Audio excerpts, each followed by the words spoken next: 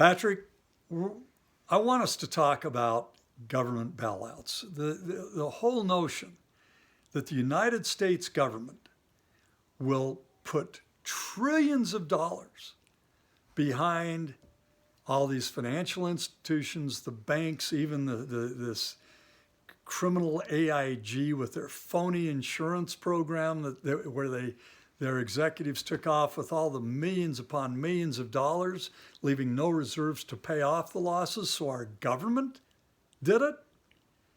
And the fact that those who should have been bailed out, the people who were really hurt in this country, including those who were relying upon pensions, got not one dime of government money. Can you talk about this whole concept of banks being too big to fail and requiring these massive bailouts by our government? This was the most shocking aspect of it all to me, Rocky. I know this isn't our country. Our country is predicated on supposedly free markets and supply and demand, and of course the integrity of law, all of which we've just demonstrated throughout this entire discussion were completely non-existent. I mean, this is so the opposite of what we would expect. There's no accountability, and we actually, not just there was no accountability, we showered trillions upon trillions of dollars that nobody understands on the people that manufactured this madness. And they've been doing it ever since. They've actually doubled down on it, and we could get into that at some other time. But this is a national security threat, in my opinion. I think it's a national crisis. It's an emergency where we literally have propped up an industry within our system that's put them above the law. Can you tell me what that means? Well, it's certainly not equality under the law, justice for all. It's exactly the opposite of that.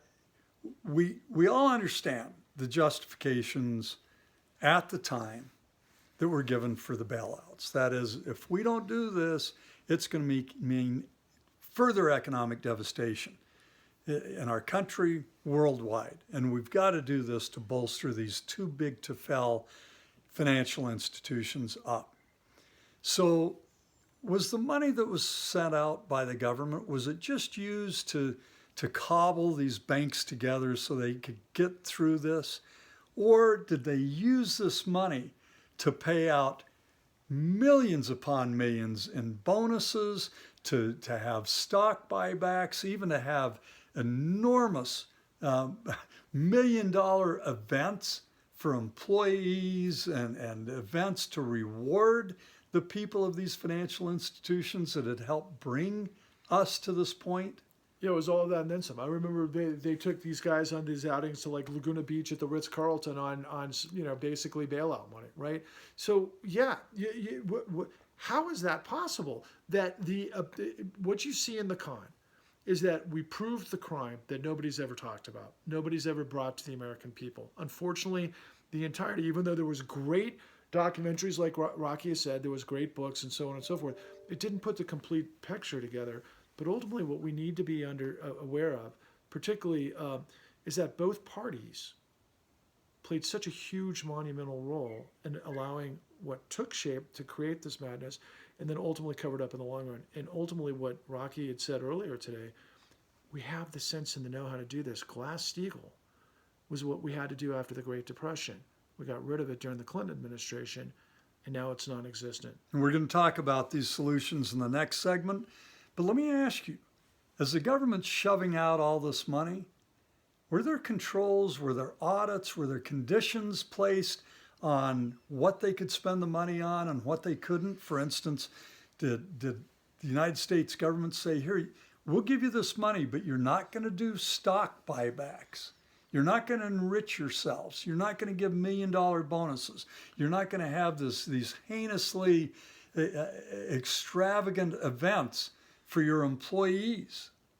Were there any of those kinds of controls? There was so much more, Rocky. It was insane, the leverage that the United States government had over these banks in Wall Street when they were on their knees. But it never happened. In fact, they just showered these guys with almost a bonus-like culture, this insane bonus culture for destroying innocent people around the world. And these people in Congress that allowed this, President of the United States who allowed this, who, by the way, received more money from Wall Street Absolutely. in his campaign than anybody has ever received before. That's right. Are these people all on the dole? Are they getting money from these financial institutions? And are the financial institutions getting just one hell of a return on their investment in these people that they Yes. play as if they're on their own payroll? It's been told to me time and time again, the greatest investment a bank can do is to buy a politician.